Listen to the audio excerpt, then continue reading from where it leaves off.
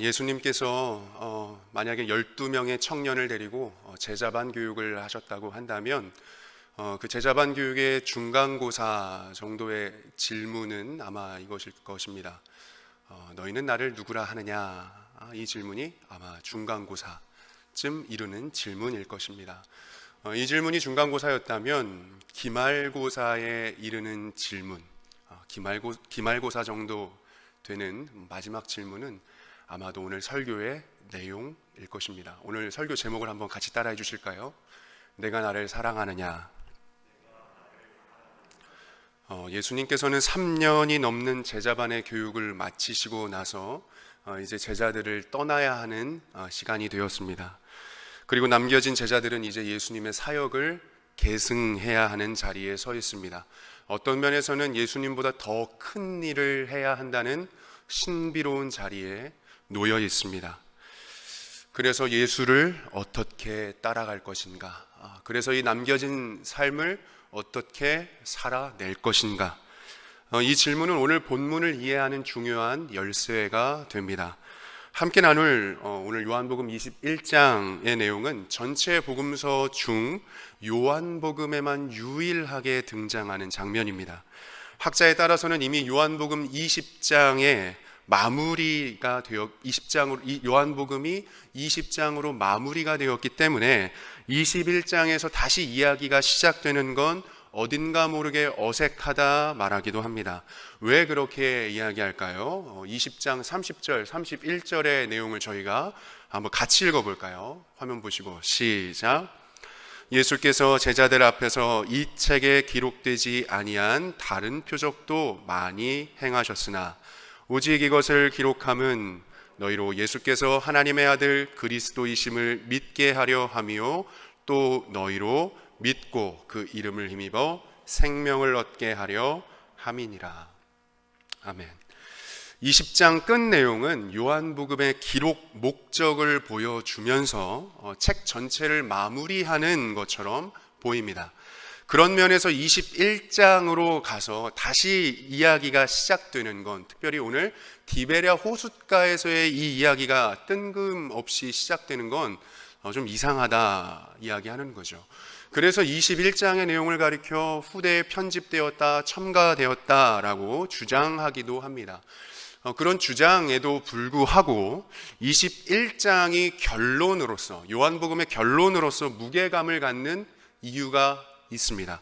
그건 예수가 하나님의 아들이며 그리스도라는 사실을 확인하고 그를 믿고 헌신하기로 작정한 사람들에게 이제 예수를 어떻게 따라갈 것인가 하는지를 보여주고 있기 때문입니다. 그래서 요한복음 21장은 요한복음 자체의 결론이면서도 위치상으로는 마태, 마가, 누가, 요한 이 전체 복음서의 결론이라고 보아도 좋습니다. 예수를 어떻게 따라가야 하는가? 이 질문은 어떻게 하면 사역을 더 잘할 수 있느냐? 어떻게 하면 더 큰 성과를 남길 수 있느냐를 의미하지 않습니다. 하나님께서 너는 얼마나 더 큰 일을 했느냐, 얼마나 더 의미 있는 일을 했느냐 이렇게 평가하고 점수 매기는 것에 관심이 정말 크실까요? 그렇지 않습니다. 그분은 우리의 채점관이 아니라 그리스도 안에서 우리 전부를 인정하신 아버지이시기 때문입니다. 이 시간 예수님께서 베드로에게 하셨던 질문 그리고 베드로가 가졌을 고뇌를 함께 헤아려 볼 텐데요. 바라기는 오늘 말씀을 통해 예수를 따르는 길이 더욱 즐거워질 수 있기를 주님의 이름으로 축원합니다. 먼저 베드로에게 던지시는 이 예수님의 질문인데요. 요한복음 21장 15절의 말씀을 한번 같이 읽어보겠습니다. 시작.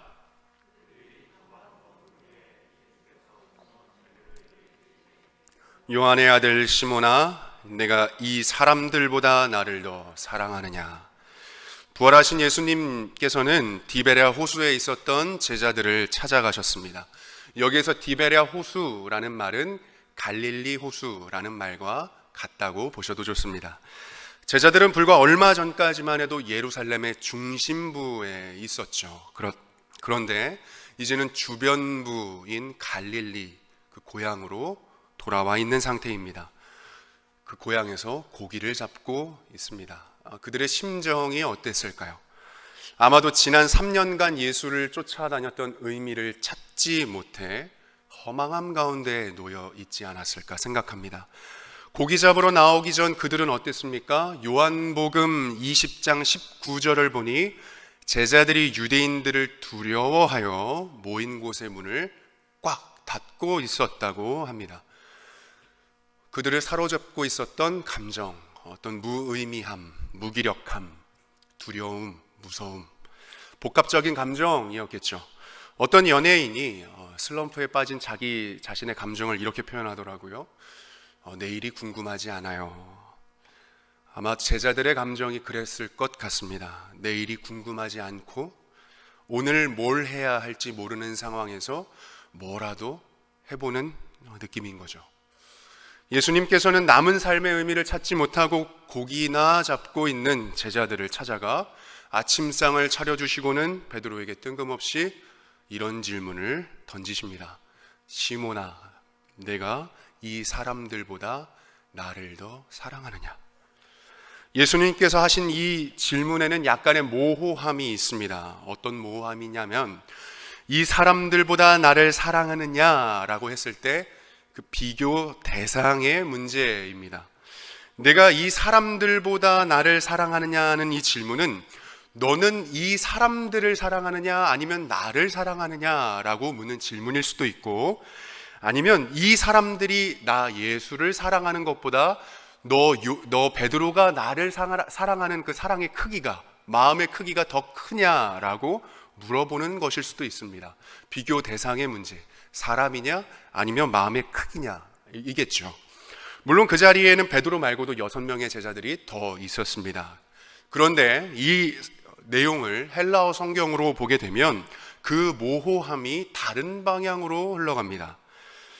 이 사람들에 해당하는 대명사 투톤이라는 대명사가 이 사람들이 아니라 이것들이라고 해석될 수도 있기 때문입니다. 성도님들이 가지고 계시는 성경을 통해서도 확인하실 수 있을 텐데요. 아마 15절 말씀에 이 사람들 위에 보시면 숫자가 적혀 있지 않으십니까? 그 숫자를 따라가, 제 성경에는 2라고 적혀 있는데 그 숫자 각 줄을 따라가 내려가 보면 것들보다 라고 적혀 있죠. 그런 성경도 있고 아닌 성경도 있을 텐데요.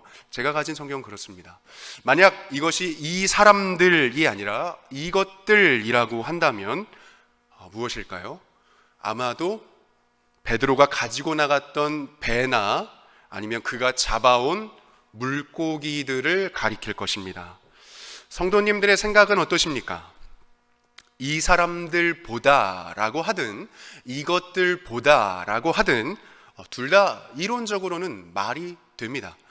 하지만 저는 이 사람들보다가 아니라 이것들보다라고 하는 게 더 적절할 것 같습니다. 왜냐하면 예수님께서 이제 제자들을 앞에 두시고는 너희 제자들, 너희가 나를 사랑하는 그 사랑이 어떠냐, 그 사랑의 크기의 정도를 가지고 베드로 너의 사랑이 크냐 아니면 요한 너의 사랑이 크냐 이렇게 대놓고 경쟁 붙이지는 않으실 것 같기 때문입니다. 오늘날에도 마찬가지겠죠. 하나님께서 저희 교회 식구들을 두고는 이 예배당 안에 있는 사람들 중에 누가 나를 제일 사랑하느냐라고 묻지는 않으실 것입니다. 내가 이 물고기들보다 나를 더 사랑하느냐, 이건 물고기가 좋니 내가 좋니, 뭐 광어가 좋니 우럭이 좋니 내가 좋니, 뭐 이런 유치한 질문은 아니겠죠. 베드로가 했던 말, 이 질문은 베드로가 했던 말을 가지고 이제 예수님께서 다시 되묻는 것이기도 합니다. 21장 3절에 보면 베드로가 이렇게 말합니다. 나는 물고기 잡으러 가노라. 저는 여기에 한 글자를 더 적어놓고 싶습니다. 나는 물고기나 잡으러 가노라. 물고기나 잡으러 가노라. 예수님은 예수님을 만나기 전 그 생업으로 돌아가려고 하는 베드로를 다시 돌이켜 세우십니다. 베드로가 왜 버려두고 왔던 그 그물과 배를 다시 집어들었겠습니까? 예수님이 이렇게 버젓이 살아 돌아오지 않았습니까? 베드로는 예수님이 부활했다는 사실을 모르지 않았습니다. 마리아를 통해 부활의 소식을 이미 들었을 것이고 이후에도 제자들에게 여러 번 예수님께서 나타나셨죠. 절대 모를 리 없죠. 절대 예수님을 모른 척할 수 없죠. 그런데도 불구하고 베드로가 다시 그물을 집어든 건 자신이 더 이상 예수님의 제자로서 어떤 역할을 감당할 수 없다고 판단했기 때문입니다. 죽었던 예수님이 살아온 것도 알았습니다. 하지만 면목이 없었겠죠. 예수님께서 처음 베드로를 만나서 내가 너로 하여금 사람을 낚는 어부가 되게 하겠다 하신 말씀, 사람을 낚는 어부, 그건 더 이상 자신에게는 어울리지 않는 소명이라고 생각했기 때문입니다. 누구보다 의기양양했고 대범했던 것이 베드로였죠. 그런데 지금은 완전히 다른 사람이 되어버렸습니다. 자신감도 없고요, 인생에 어떤 꿈도 없어 보입니다. 베드로는 자기 인생에서 돌이킬 수 없는 어떤 실수를 했기 때문입니다. 예수를 부인했다는 사실입니다. 이 사실은 베드로로 하여금 자기 인생에서 바닥을 치게 만들었습니다. 아시는 것처럼 베드로는 누구보다도 남다른 헌신을 보였습니다. 모든 것을 버리고 주를 따라갔으며 가장 근거리에서 예수님을 수종들었습니다. 예수님을 따르던 그 무리들이 다 떠나가는 그 와중에도 주여 영생의 말씀이 여기 주께 있사오니 우리가 어디로 가겠습니까? 라고 말했던 것이 베드로입니다. 상급을 기대하는 것이 마땅하다고 여길 만큼 그는 큰 열심을 냈습니다. 예수님께서 고난받고 죽겠다고 하실 때에도 그와 정면으로 충돌할 만큼 베드로는 예수님과 밀접하게 감정을 공유했던 사람입니다. 오늘 밤 다 나를 버릴 것이다 예수님께서 말씀하실 때에도 베드로는 모두 주를 버릴지라도 저는 결코 버리지 않겠습니다. 제가 주와 같이 죽는 일이 있을지라도 내가 주를 부인하지 않겠습니다. 호언장담했습니다. 그는 실제로 행동으로도 보여줬습니다. 예수님을 잡으러 왔던 사람 중 하나인 말고의 귀를 베어버렸던 그 용감함, 베드로를 통해 나타났습니다. 심지어 그는 잡혀가시는 예수님을 따라 모든 제자들이 흩어지는 와중에도 그를 따라 대제사장의 집 뜰까지 찾아갔습니다. 분명 베드로에게는 의욕도 있었습니다. 의지도 있었습니다. 예수님을 부인한 후에 통곡하여 눈물 흘리던 모습으로 보아 그에게는 어느 정도 진심도 있었던 것 같습니다. 하지만 여기까지였던 거죠. 그의 의욕과 의지와 진심으로 표현할 수 있는 건 여기까지였습니다. 베드로는 자기의 말 하나도 책임지지 못할 만큼 형편없는 존재라는 사실을 깨달아 버렸습니다. 자기 입을 몇 번이나 때리고 싶었겠죠. 자기 가슴팍을 몇 번이나 두드리고 싶지 않았을까? 내가 이 정도였나? 내가 정말 이것밖에 안 되나? 라고 생각한 것이 베드로입니다. 베드로는 자기의 실체, 자기의 민낯을 보므로 지금 자책하여 숨어버렸던 것입니다. 성도님들은 그 자책하신 경우가 있습니까? 사실 우리가 왜 자책합니까? 내가 이 정도였나? 내가 정말 이거밖에 안 되나? 라고 하는 그 생각하는 그것보다는 내가 사실 나은 사람이라고 생각하기 때문에 자책하지 않습니까? 내가 사실은 괜찮은 사람인데 어떻게 그렇게 나답지 않은 말, 나답지 않은 행동, 나답지 않은 실수를 할 수 있지? 그런 마음으로 자책하지 않습니까? 그런데 정말 그런가요? 정말 그건 나답지 않은 행동이었고 나답지 않은 말, 나답지 않은 실수였습니까? 오히려 자책하는 그 정도의 사람이 정말 나인 경우가 대부분이지 않습니까? 우리의 신앙은 그것을 인정하는 것입니다. 나로 하여금 자책하게 만드는 나의 자존심을 버리는 것, 그것이 신앙입니다. 내가 사실은 그보다 더 나은 사람이라고 내가 나 자신을 덧칠하지 않고 포장하지 않는 것, 그런 일을 멈추는 것이 신앙입니다. 남에게 보여주고 싶은 나와 실제 나의 모습이 다르다는 것을 인정하고 직면하는 것, 그것이 신앙입니다. 흔히들 언행일치라는 말을 하죠. 우리 교회 안에서는 신행일치, 믿음과 행동이 일치해야 한다는 말을 쓰지 않습니까? 듣기에는 너무 좋은 말이죠. 그런데 이것만큼 사실 어려운 말이 어디 있나요? 누가 정말 말한 대로 살 수 있습니까? 그것이 우리가 나아가야 할 방향성이며 우리 인생의 당위라고는 말할 수 있겠으나 우리는 그때마다, 내가 그 말을 외치는 그때마다 말한 대로 살 수 없다는 사실을 깨닫고 말한 만큼만 내가 책임지기 위해 오히려 내 말을 줄여가게 될지도 모릅니다. 내가 정말 이 정도였나? 내가 이것밖에 안 되나? 베드로는 이 지점에서 완전히 무너졌습니다. 자기가 고백한 것과 실제 자신의 모습이 다르다는 걸 알게 된 것입니다. 자기가 뱉은 말 하나조차도 제대로 책임질 수 없을 만큼 자기가 무능하다는 사실을 깨달은 거죠. 그래서 주님, 저는 아무래도 아닌 것 같습니다. 제 이름이 베드로, 게바, 반석이라고요? 그런 별명은 저한테 어울리지 않습니다. 저는 그냥 평범하게 고기나 잡으며 사는 게 어울립니다. 그게 맞습니다. 정리하면요, 베드로가 물고기를 잡으러 간 이유는 무엇입니까? 자기 자신에게 실망했기 때문입니다. 자기 확신이 완전히 무너졌기 때문입니다. 예수님이 부활했다는 사실은 알지만 그 이상의 어떤 역할을 할 만한 존재가 못 된다는 걸 절절히 깨달았기 때문입니다. 그런 베드로에게 예수님이 물으시는 거죠. 내가 이 물고기들보다 나를 사랑하느냐? 베드로가 이렇게 대답합니다. 요한복음 21장 15절의 말씀인데요. 한번 읽어주시겠습니까? 시작.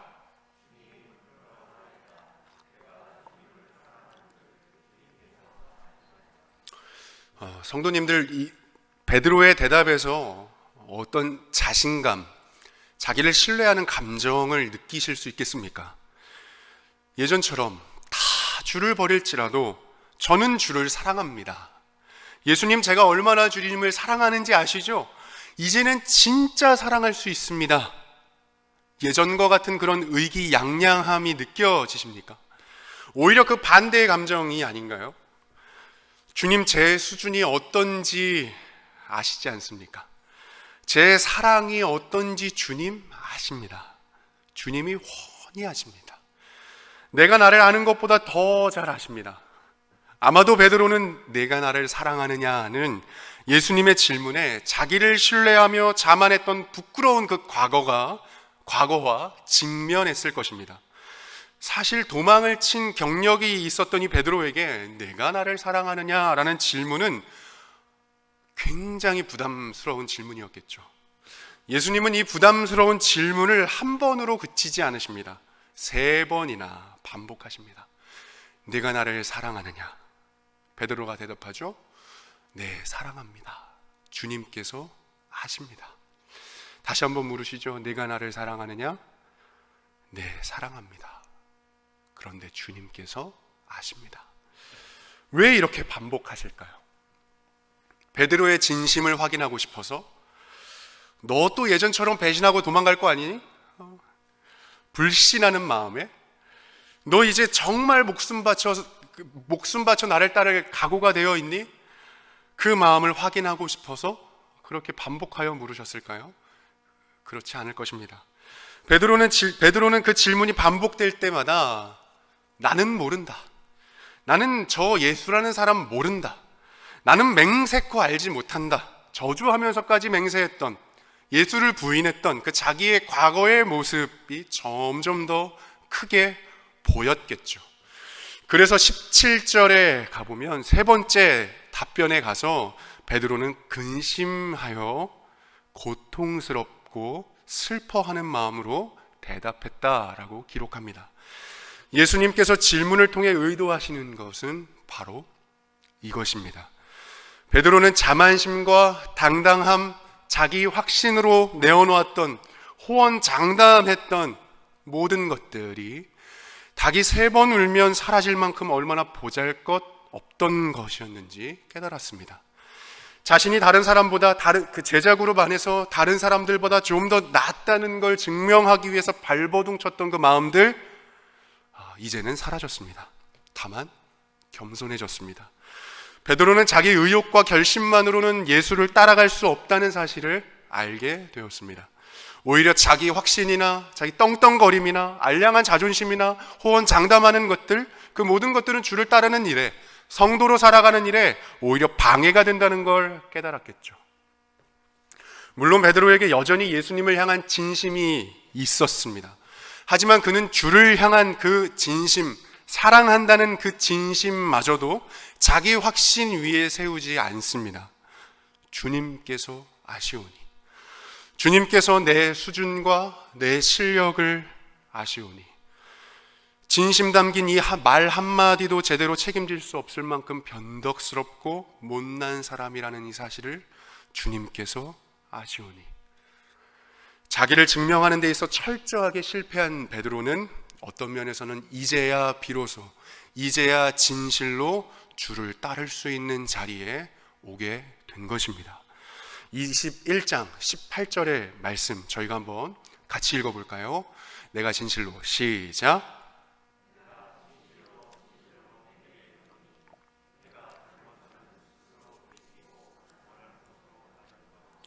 늙어서는 내 팔을 벌리리니 남이 내게 띠띠우고 원하지 아니하는 곳으로 데려가리라. 아멘. 스스로의 확신에 차서 예수를 따르겠다던 베드로의 발걸음은 주께서 돌아가시던 그 밤 대제사장의 집들 앞에서 멈추어 버렸습니다. 예수님께서는 그 멈추어 있었던 걸음을 다시 떼게 하십니다.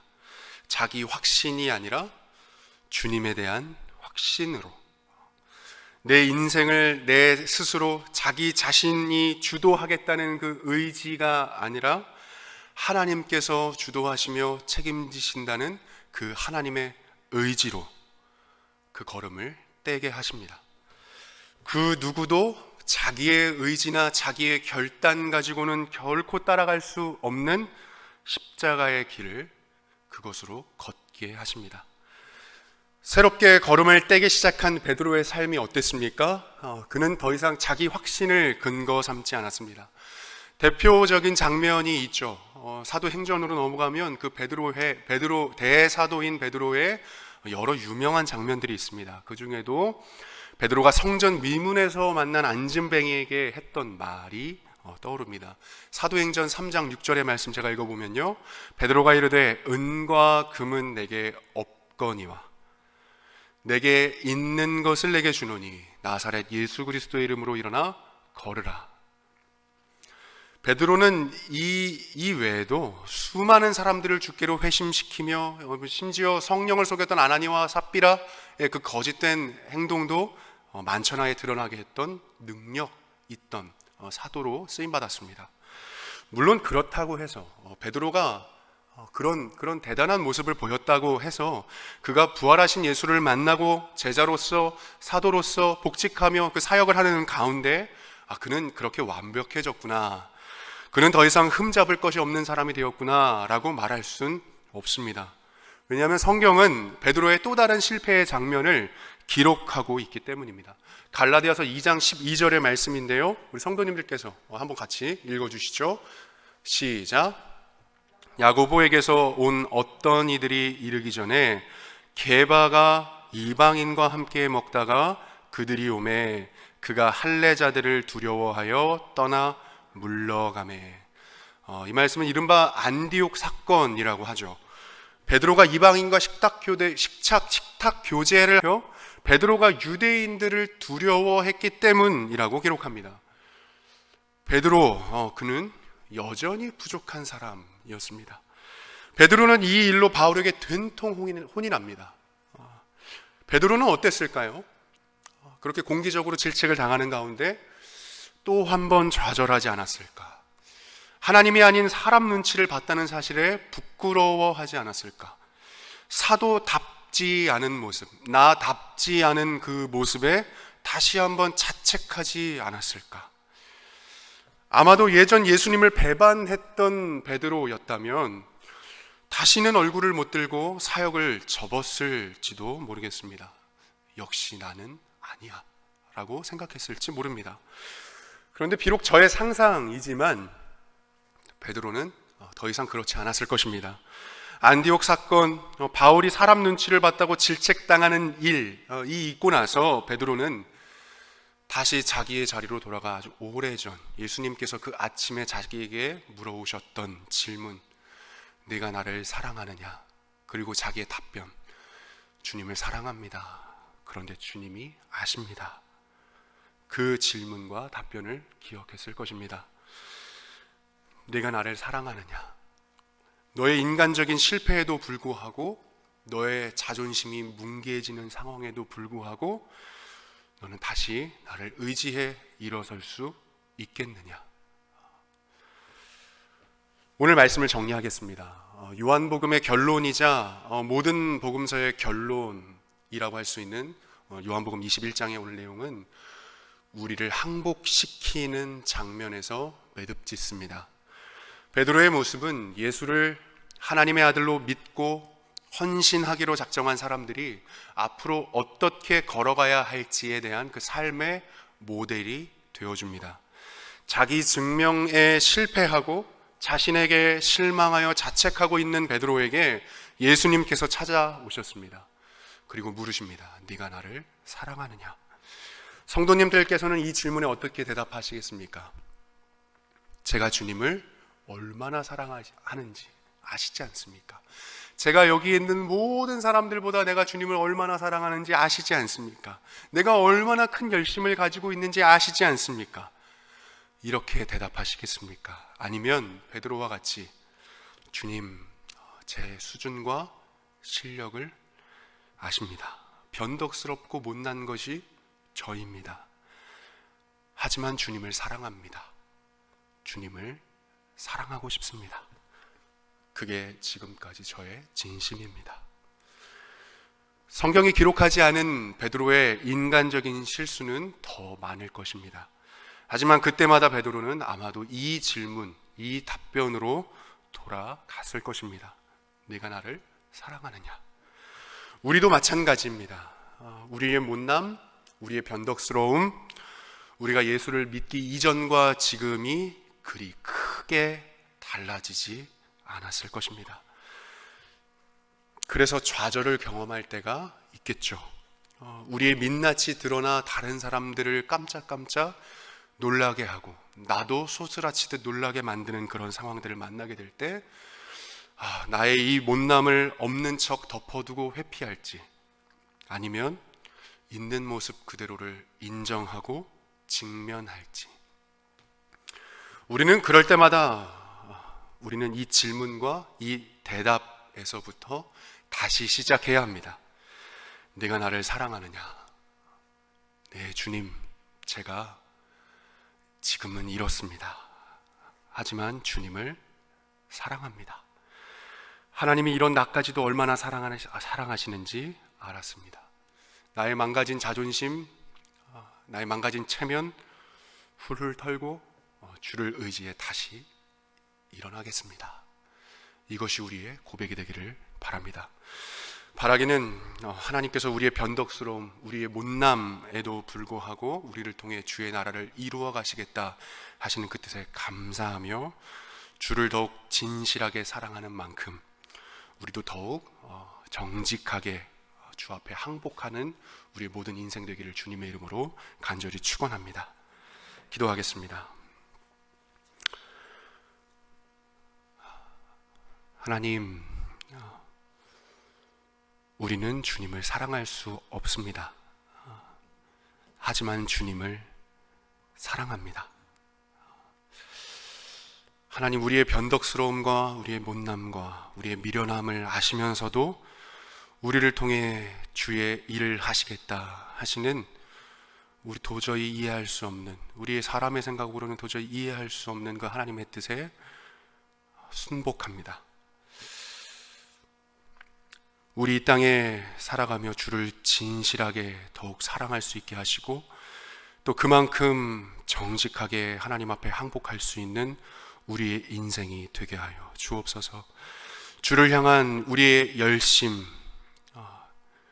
그것을 열심이라 가장하고 있는 우리의 욕심, 혹은 나에 대한 자만함, 우리 인간적인 모든 것들이 성도의 길을 가는데 장애가 되지 않도록 날마다 이 질문과 답변 앞에 우리를 세워 주시옵소서.